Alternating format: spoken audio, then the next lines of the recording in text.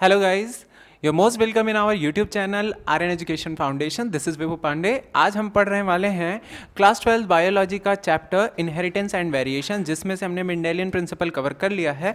आज हम पढ़ेंगे inheritance in two genes. Okay, inheritance of two genes जो हम पढ़ने वाले हैं उसके बारे में आइए स्टार्ट करते हैं बिना देर किए.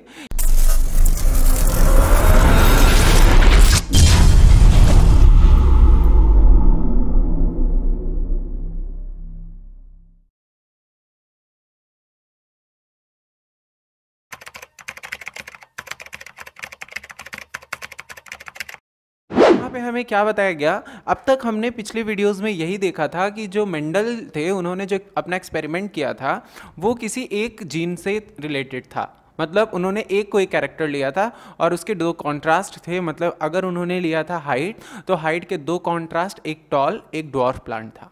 ठीक, लेकिन यहाँ पर वो क्या करने वाले हैं, ऐसे वो टू पेयर ऑफ कैरेक्टर्स लेने वाले हैं. टू पेयर ऑफ कैरेक्टर्स में जैसे हो सकता है, एक तो हाइट हमारा जो है ही हाइट में हम दो ले रहे हैं, एक टॉल एक डॉर्फ. उसी तरह से हम ले सकते हैं फ्लावर के कलर्स को, ठीक है, या फिर हम क्या ले सकते हैं, सीड के शेप को, या तो वो राउंड होगा या तो वो रिंकल्ड. ठीक है, तो वही दो कैरेक्टर्स हम यहाँ पे लेने वाले हैं. ठीक है, तो गाइज बिना देर किए आइए अपनी इंटरेस्टिंग क्लास को स्टार्ट करते हैं. जुड़े रहिएगा हमारे साथ और बिल्कुल ध्यान से समझिएगा. आफ्टर एंडिंग द वीडियो आपको ये सारी चीज़ें समझ में आ जाएंगी, ये मेरी गारंटी है, लेकिन आपको इसे ध्यान से देखना होगा. ठीक है, Mendel also work with the crossed pea plant that differed in two character. उन्होंने क्या किया, दो कैरेक्टर में डिफर जो प्लांट्स थे उन पर भी एक्सपेरिमेंट किया था.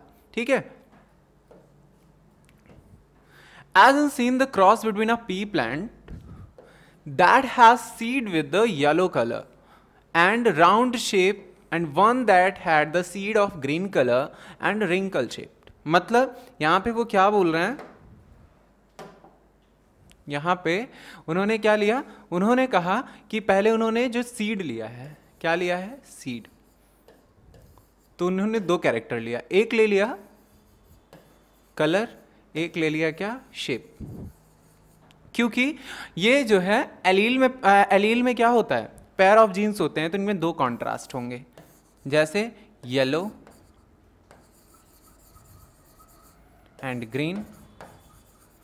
और इधर क्या हो सकता है शेप में, या तो वो क्या होगा, राउंड, और या तो वो क्या होगा, रिंकल्ड. ठीक है, तो उन्होंने यहां पे दो कॉन्ट्रास्ट लिए जो कि हम यहां पे देख रहे हैं.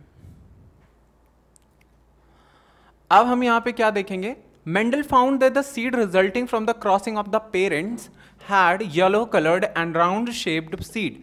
यहां पर वही पहला लॉ ऑफ डोमिनेंस, जिसमें हम क्या देखेंगे कि जो कलर है सीड का वो डोमिनेंट कलर आएगा और जो शेप है वो भी डोमिनेंट शेप आएगा. मतलब कि सारे के सारे जो सीड होंगे F1 जनरेशन के, they are yellow in colour and round in shape.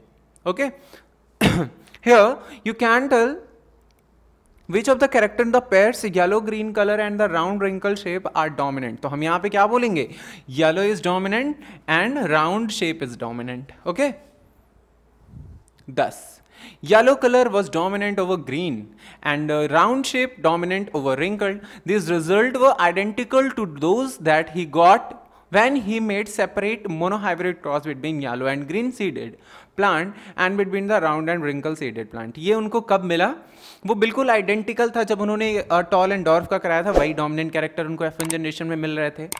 Let us use the genotype symbol Y for the dominant yellow. अब हम क्या करने वाले हैं, डोमिनेंट येलो के लिए हम क्या लेने वाले हैं, एक कलर जीनोटाइप हम यहाँ पे चूज कर रहे हैं, जो कि जीनोटाइप होगा हमारा कैपिटल Y. ओके, फिर क्या बोल रहे हैं, फिर यहाँ पे है कि small y for the recessive green colour. उसके बाद उन्होंने स्मॉल y ले लिया रेसेसिव ग्रीन कलर के लिए, राउंड के लिए ले लिया capital R because it is dominant, and wrinkle के लिए लिया उन्होंने स्मॉल r. ठीक है, समझ में आया ये चीजें. अब genotype of the parent plant ये क्या क्या रिप्रेजेंट करेंगे, जो जीनोटाइप होगा वो होगा क्या, अगर कोई क्या है, राउंड येलो है तो उसके लिए जीनोटाइप ये हो जाएगा, कोई रिंकल्ड ग्रीन है तो उसके लिए जीनोटाइप ये हो जाएगा. समझ में आ रहा है? और जो गैमीट होंगे इस तरह के कैरेक्टर्स को रखेंगे, इन्हीं यूनिट्स को हमें क्या करना है, फर्टिलाइज करना है। और जब हम क्या करेंगे, F1 जनरेशन देखेंगे तो हाइब्रिड जब करेंगे इन दोनों का, तो हमें कैसा मिल सकता है हाइब्रिड? हाइब्रिड मिलेगा capital R small r capital Y small y, ठीक। और लेकिन ये होगा कैसे, यहां पर ये हो जाएगा round and yellow according to law of dominance, ठीक है। Round and wrinkle seed shape also segregate in the 3:1 ratio just like in the monohybrid cross। F2 generation में ये सेपरेट भी होने वाले हैं, तो देखिए कैसे होंगे, आइए हम पता करते हैं। यहां पर क्या है, पहले मैं आपको यही समझा देता हूं। P जनरेशन मतलब पेरेंट जनरेशन है, ठीक। ये कैसे रख रहे हैं, राउंड येलो, तो R R Y Y, wrinkled green small R small Y, ठीक। तो यहां से हमको क्या करना है, 50% का चांस है, चाहे ये वाला आर ले लो, चाहे ये वाई ले लो, चाहे ये, दोनों में सेम कंडीशंस होंगी। यहां पर भी वही है। और दोनों के बीच में जब F1 जनरेशन में क्रॉस कराया जा रहा है गैमीट्स का, तो यहाँ पे हमें capital R capital Y and small Y मिल रहा था, ठीक। फिर हम क्या करते हैं, F2 जनरेशन को पाने के लिए सेल्फ क्रॉस कराते हैं। सेल्फिंग में यहाँ पे लिखा हुआ है, मीन्स यहाँ पे क्या हो जाएगा, यहाँ पे हो जाएगा सेल्फ क्रॉस। अब यहाँ पे हमें क्या करना है, यहाँ पर गैमीट्स को डिवाइड करना है। गैमीट्स कितनी तरह से डिवाइड हो सकते हैं, तो यहाँ पे 4 गैमीट है, तो 4 तरीके से हमको इनको डिवाइड करना, सॉरी, यहाँ पर जो जीनोटाइप है उसको हम 4 तरीके से क्या कर सकते हैं, मिक्सिंग करके उसको रख सकते हैं। जैसे हम अगर पहले कैपिटल R चूज़ करें, तो कैपिटल R एक इस तरह से कैपिटल Y के साथ रह सकता है, कैपिटल R स्मॉल y के साथ भी रह सकता है। स्मॉल r चूज़ करें, स्मॉल r कैपिटल Y के साथ भी रह सकता है, स्मॉल r स्मॉल y के साथ भी रह सकता है। और इनके बीच में हमको क्या कराना होगा, क्रॉस कराना होगा, ठीक है। पुनेट स्क्वायर है, तो यहाँ पे 4 कैरेक्टर्स हैं, तो 4 4 जा 16, 16 यहाँ पे क्या बनने वाला है, हमारा यहाँ पे 16 बनने वाला है ये स्क्वायर, ठीक है। तो चलिए हम ये कराते हैं खुद से। तो सबसे पहले हम क्या लेंगे, P जनरेशन, ठीक है। P जनरेशन में हम क्या ले रहे हैं, P जनरेशन में हमें लेना है पहले 2 पेरेंट, एक होगा राउंड येलो और एक होगा रिंकल्ड ग्रीन,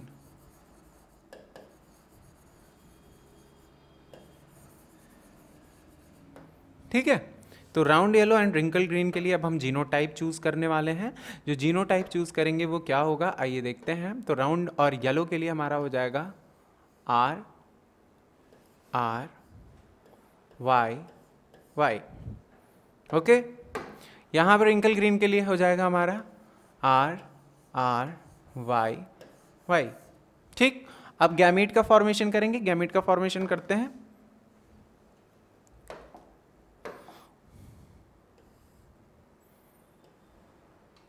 गैमीट का फॉर्मेशन कर लीजिए।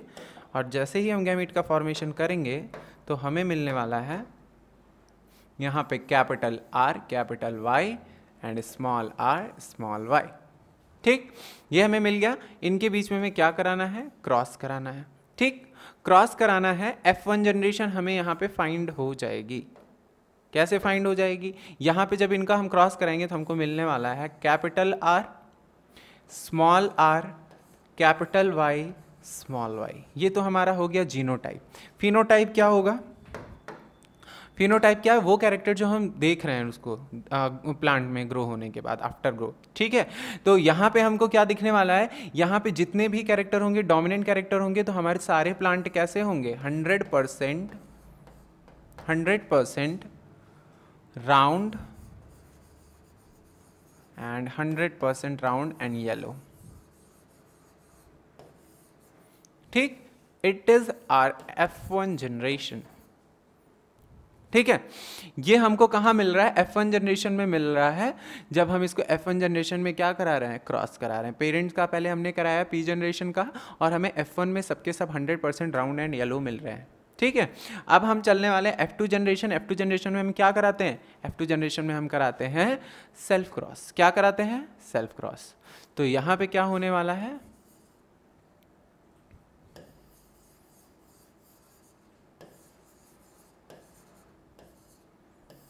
सेल्फ क्रॉस कराएंगे, ठीक है। सेल क्रॉस कराने के लिए हमें क्या बनाना होगा, हमें गैमेट्स को बनाना होगा पहले। तो गैमेट्स को बनाने के लिए हम गैमेट कितने बना रहे हैं, पहले हमारे पास कैरेक्टर्स हैं 4 टाइप के गैमेट्स भी बनने वाले हैं। तो सबसे पहले मैं क्या करता हूँ, पुनेट स्क्वायर बना लेता हूँ, उसके बाद गैमेट्स बनाऊंगा।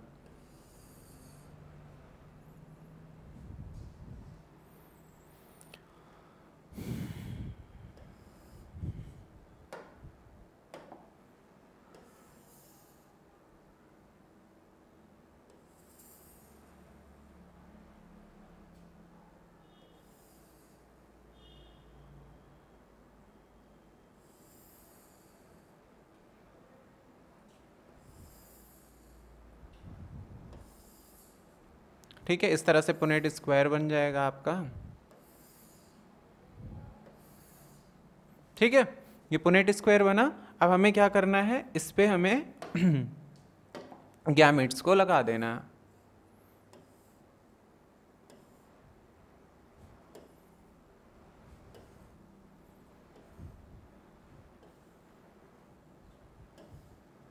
ठीक है, अब हमें यहाँ पे गैमेट सेट करना है।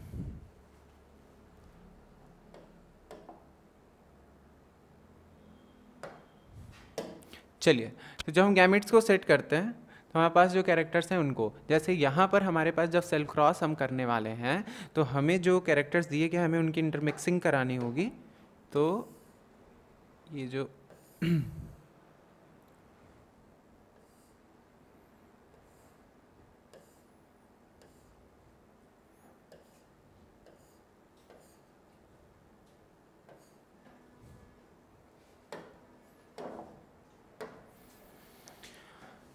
यहाँ पे जो होगा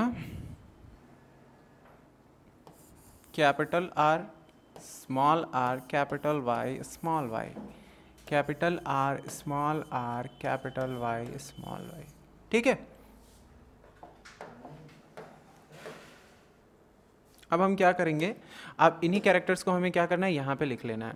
तो पहले हम लगाएंगे, जैसे हमने कैपिटल आर लिया उसके साथ हमें कैपिटल वाई लगाना है। ठीक, उसके बाद हम क्या ले सकते हैं, यहाँ पे स्मॉल आर लेंगे उसके साथ कैपिटल वाई लगा लेंगे।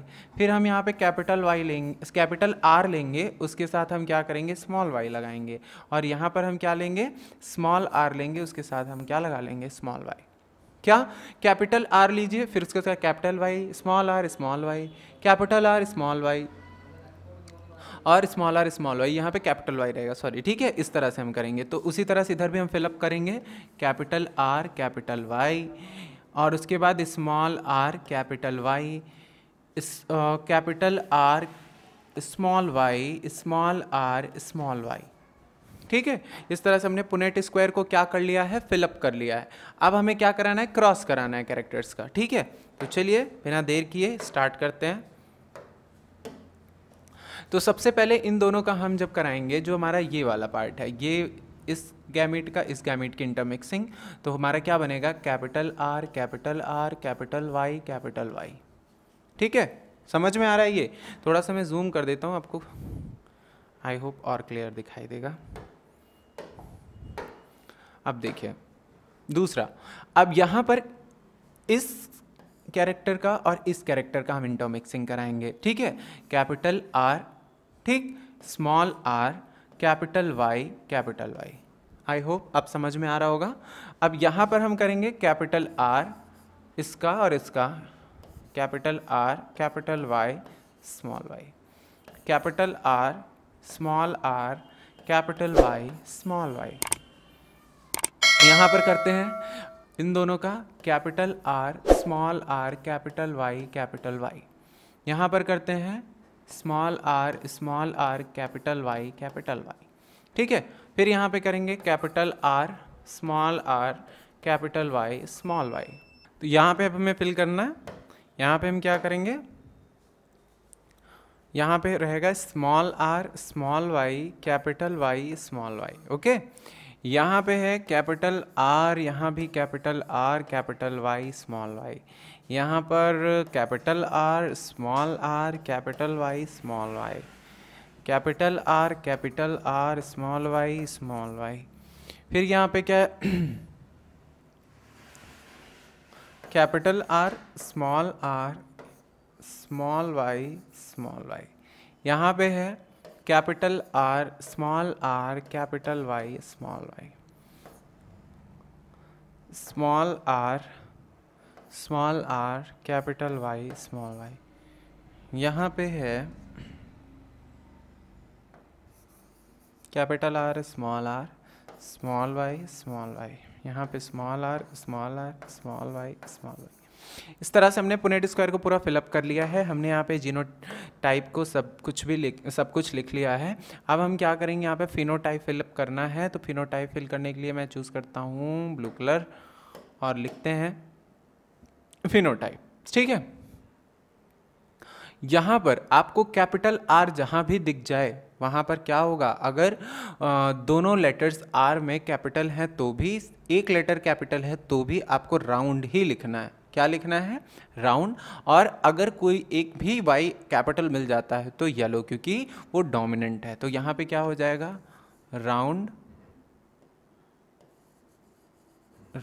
येलो, राउंड येलो यहाँ पे हो जाएगा। यहाँ पर भी राउंड येलो, ठीक, राउंड येलो, राउंड येलो, ठीक है। यहाँ पर भी आपका क्या हो जाएगा, राउंड येलो। यहाँ पे राउंड नहीं होगा, यहाँ पे रिंकल्ड येलो, यहाँ पे राउंड येलो। आप ग्रीन कलर से समझो मैं क्या लिख रहा हूँ, फिनोटाइप। ठीक है, यहाँ पे रिंकल येलो, यहाँ पे round yellow, round yellow, round green, यहाँ पे क्या हो जाएगा, राउंड, यहाँ पर भी ग्रीन, राउंड येलो, यहाँ पे रिंकल, यहाँ पे येलो, और यहाँ पर राउंड, यहाँ पे ग्रीन, फिर रिंकल, ग्रीन। ठीक है, तो इस तरह से हमने पुनेट स्क्वायर को फिलअप कर लिया है। अब हमको क्या करना है, यहाँ पर अब देखिए फिनोटिपिक रेशियो यहाँ पे हमको पूछा गया है। फिनोटिपिक रेशियो कितनी तरह से निकालना है, इसको हमें क्या करना है, 4 जो फिनोटिपिक रेशियो हमको निकालने 4 कैरेक्टर्स के। आइए कैसे निकालेंगे देखिए। तो यहाँ पे मैं देखता हूँ,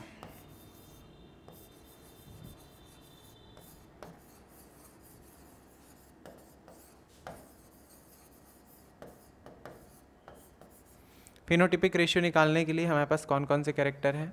तो देखिए यहाँ पर जो कैरेक्टर्स हैं वो हैं राउंड येलो, उसके बाद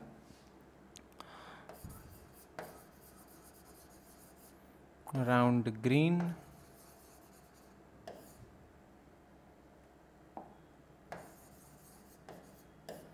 इसके बाद है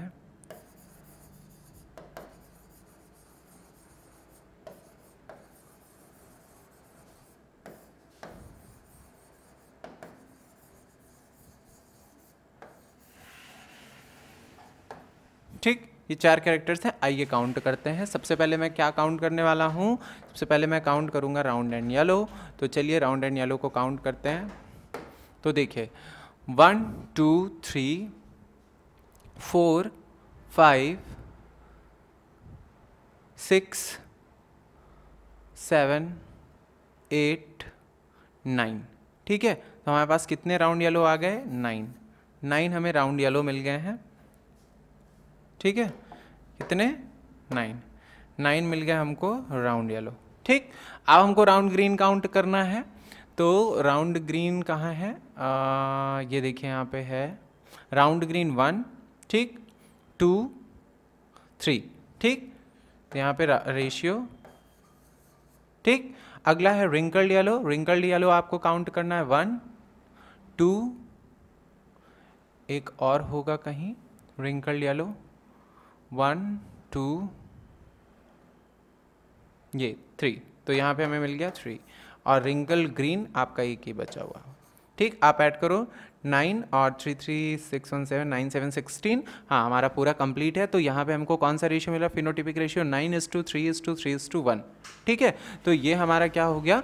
जब हम क्या करते हैं, डाई हाइब्रिड क्रॉस कराते हैं, F2 जनरेशन जब हमारी यहाँ पे F2 जनरेशन आ रही है, F2 जनरेशन में हमको जो जीनोटिपिक फिनोटिपिक रेशियो होता है वो 9:3:3:1 का फाइंड आउट होता है। ठीक है, ये हो गया। देखिए यहाँ पर हमने ऑब्जर्वेशन जो देखी डाई हाइब्रिड क्रॉस का, जो कि डिफरेंट ट्रेट के थे, मेंडल प्रपोज करते हैं a second set of the generalisation that we call Mendel's law of independent assortment. ये जो हमारा अगला लॉ है जो कि क्या कहलाता है? Law of independent assortment. इसका मतलब होता है, ये लॉ कहता है when two pairs of trait are combined with hybrid, segregation of one pair of character is independent to the other pair of character। यहाँ पे क्या होता है कि जब दो पेयर जो है ट्रेट के कंबाइन किए जाते हैं, हाइब्रिड किए एक हाइब्रिड में, segregation of one pair of character is independent of the other pair of character। जो दूसरे कैरेक्टर्स होते हैं, बाकी दो कैरेक्टर हैं, दो टाइप के कैरेक्टर हैं, तो एक दूसरे से वो क्या होते हैं? इंडिपेंडेंट होते हैं। मतलब हमको हर तरीके के यहाँ पे कैरेक्टर्स दिखाई दे रहे थे F2 में। ठीक है, तो यहाँ पे क्या है? तो यहाँ पे क्या बताया जा रहा है कि F1 जनरेशन में हमको R कैपिटल ये वाला प्लांट दिख रहा था। ठीक, सेग्रीगेशन होता है वन पेयर ऑफ जीन का जो कि कैपिटल R स्मॉल r है। ठीक, अगर मैं आपको F2 जनरेशन की बात करूं तो यहाँ पे क्या है? The important thing to remember is this, the segregation of 50% capital R and 50% of small r independent from the segregation of 50% Y and 50% small y। ठीक, यहाँ पे क्या है? 50% कैपिटल Y का चांस था, 50% स्मॉल y का, 50% कैपिटल R का, 50% small r का। ठीक है, तो यहाँ पे क्या है? द फोर टाइप ऑफ, यहाँ पे इतने जो फ्रीक्वेंसी आपको दिख रही है 25% ऑफ ईच, 1/4 है जो कि टोटल गैमीट का। When you write down the four type of eggs and pollens on the two side of the Punnett square is very easy to derive the composition of zygote. हमें पता चल जाएगा आराम से कि जाइगोट का composition क्या होने वाला है। ठीक है, तो इस तरह से हमको कौन सा रेशियो मिलता है? 9:3:3:1 का रेशियो। ठीक है, अब है क्रोमोसोमल थ्योरी ऑफ इनहेरिटेंस। इसमें हम क्या पढ़ेंगे कि क्रोमोसोम की क्या थ्योरी होती है इनहेरिटेंस में। ठीक है, तो क्रोमोसोमल थ्योरी क्या है? Mendel publish his work on the inheritance of the characters in 1865। उन्होंने ये पब्लिश कर दिया अपना काम 1865 में। ठीक, लेकिन the several reason it remain the unrecognised till 1900, और वो 1900 तक वो अनरिकॉग्नाइज्ड था। ठीक है, firstly communication was not easy as it is now. इतना कम्युनिकेशन अच्छा नहीं था, तो ये कंसेप्ट छुपा हुआ था। Secondly the concept of gene factor in the Mendel as the stable and discrete unit that control the expression of trait and of the pair of allele which did not blend with each other was not accepted by the contemporaries. उस time पे जो contemporaries थे उनके scientist, उनके वो जो है उन्होंने एक्सेप्ट नहीं किया था ये जो डिस्क्रीट यूनिट की बात उन्होंने कही थी। ठीक है, तो इस अप्रोच को बहुत दिनों तक ऐसे हाइड ही रखा गया। फिर 1900 में 3 साइंटिस्ट, डी व्रीज, कॉरेन और द वॉन साइनमार्क ने क्या किया? इंडिपेंडेंटली रीडिस्कवर किया इन रिजल्ट को, इनहेरिटेंस के कैरेक्टर्स को। फिर उन्होंने क्या किया? उन्होंने this led to the discovery of structure in the nucleus, और न्यूक्लियस का स्ट्रक्चर तब तक डिस्कवर किया जा चुका था that appeared to be double and divided just before each cell division, जो कि हर सेल डिवीजन के पहले हाफ में डिवाइड हो जाता था। इसको क्या बोलते थे? हम क्रोमोसोम बोलते थे। क्रोमा मतलब होता है coloured body, as they were visualized by the staining. After staining जब हम सेल को स्टेन करते तो ये काफ़ी डार्क कलर में स्टेन हो जाता है, इसलिए क्रोमोसोम बोलते थे। ठीक है, 1902 में क्या होता है? The chromosome movement during meiosis had been worked out. बहुत सारा वर्क हुआ। क्रोमोसोम पैरेलल बिहेवियर करता है, behaviour of gene and use the chromosome movement. इसको एक्सप्लेन करने के लिए मेंडल लॉ का यूज किया गया, और यहाँ पर देखिए कैसे किया जाता है। एंड ड्यूरिंग मियोसिस जब रिडक्शन डिवीजन होता है, जो कि किस में होता है? जर्म सेल में होता है। The important thing to the remember that the chromosome as well as gene occur in pairs. याद रखना है हमको कि जीन और क्रोमोसोम दोनों पेयर में होते हैं। The two allele of the gene pair are located on homologous site of the homologous chromosome. और जो दोनों एलील्स होते हैं जीन पेयर के, वो किसी होमोलॉगस साइट पर होते हैं होमोलॉगस क्रोमोसोम के। जैसे देखिए यहाँ पर दिया गया है, meiosis and germ cell formation, the cell with 4 chromosome, can you see how chromosome segregate with the germ cell. देखिए यहाँ पे क्या है कि एक क्रोमोसोम इस तरह से है और यहाँ पे 2 कैरेक्टर्स और हैं, इनको हम मान करके चलेंगे, ठीक है, कि ये जो है अभी सेपरेट है। फिर क्या होता है, क्योंकि ये पेयर में पाए जाते हैं तो देखिए इनकी पेयरिंग हो गई, ठीक, मियोसिस होने वाला है। एनाफेज फर्स्ट जब होता है उस टाइम पे ये क्या है, इनके बीच में देखिए डिवीजन का स्टार्ट होने लगा है। फिर क्या होता है, जब डिवीजन हो जाता है देखिए 2 पार्ट में डिवाइड हो गए। यहाँ पर क्या है, जो ग्रीन कलर है वो कलर का आपको जो पार्ट 4 दिखाई दे रहा था यहाँ पर वो है, लेकिन वो भी अब अलग होने लगे हैं और ये जो है एक पोल पर जाने लगे हैं। और आफ्टर जब वो पूरा डिवीजन कर लेता है, आपको पता है आफ्टर मियोसिस 4 डॉटर सेल्स बनती हैं। और देखिए सब में क्या है, वो सारे कैरेक्टर्स, जैसे यहाँ पर आपको येलो भी 2 पार्ट में डिवाइड हो गया, यहाँ पे जो ऑरेंज कलर है वो 2 पार्ट में डिवाइड हो गया, या रेड कलर और ग्रीन कलर भी 2-2 पार्ट में डिवाइड हो गया, और हमको इस तरह से क्या मिल रहा है, 4 क्रोमोसोम्स मिल रहा है, ठीक है। अब यही कंडीशन फिर से आ गई, जो यहाँ पे कंडीशन थी वही कंडीशन वहाँ पे भी हो गई, ठीक है। तो यहाँ पे हमने क्या देखा कि क्रोमोसोम थ्योरी यही बताती है कि किस तरह से सारे कैरेक्टर क्या हो रहे हैं, सेग्रीगेट हो रहे हैं, ठीक है।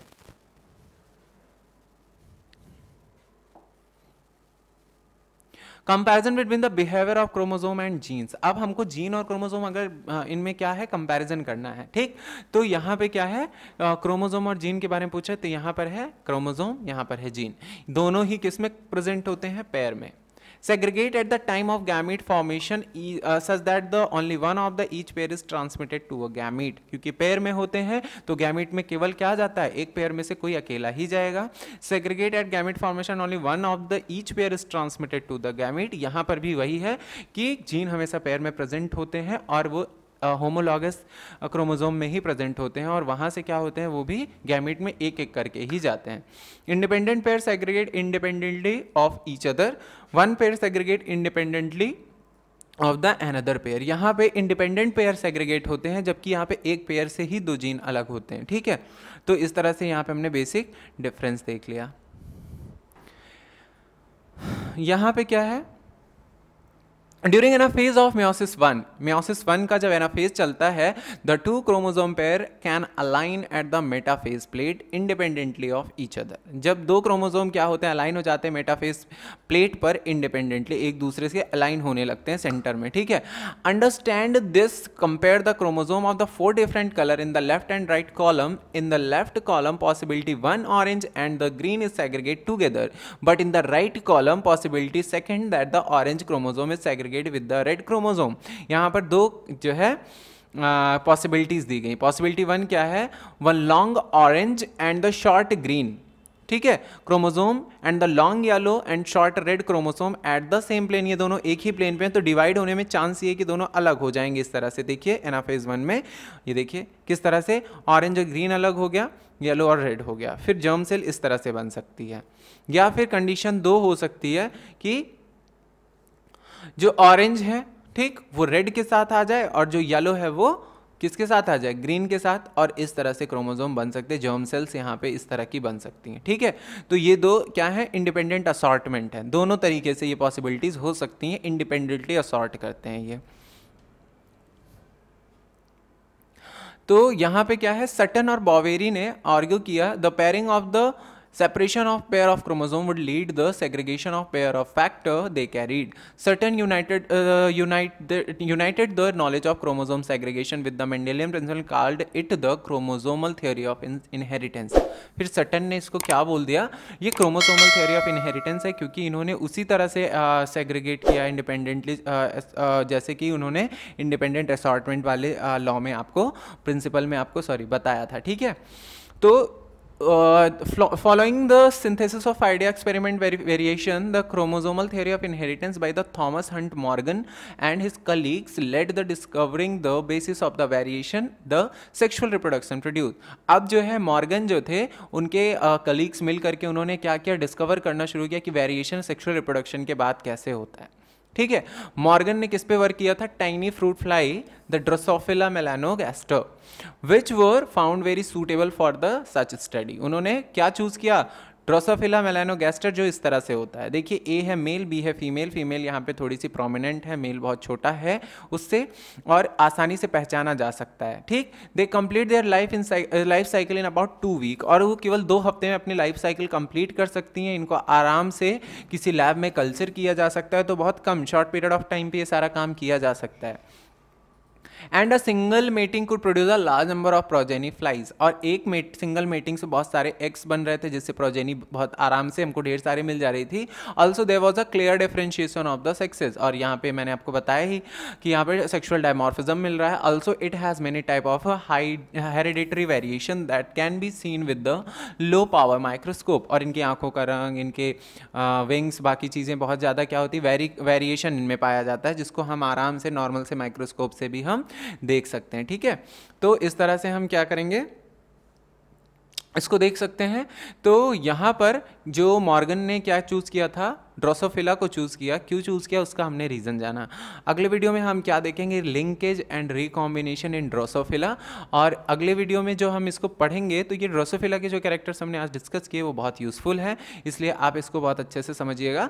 तो नेक्स्ट वीडियो में हम क्या पढ़ने वाले हैं, हम पढ़ने वाले हैं लिंकेज एंड रिकॉम्बिनेशन, जो कि आपकी यही इनहेरिटेंस और वेरिएशन के चैप्टर्स में जो हमने पहले पढ़ रखी हैं चीज़ें उससे ही रिलेटेड है, बहुत टफ नहीं है। हाँ, लेकिन आपको पिछली चीज़ें पता होनी चाहिए। साथ में आपको क्या करना है, जो पुनेट स्क्वायर का हमने यहाँ पर वो डबल जीन का डाई हाइब्रिड क्रॉस कराया था, तो वहाँ पर आपको क्या करना है, उस पर खूब प्रैक्टिस करनी है। ये सारी चीज़ें आपको पता हो जानी चाहिए। वो 9:3:3:1 9:3:3:1 का जो रेशियो है वो बिल्कुल परफेक्ट आना चाहिए। ठीक है, तो आई होप आपको ये क्लास अच्छी लगी हो। नेक्स्ट क्लास में हम लिंकेज और रिकॉम्बिनेशन डिस्कस करेंगे। Do like, subscribe our channel. Thanks for watching.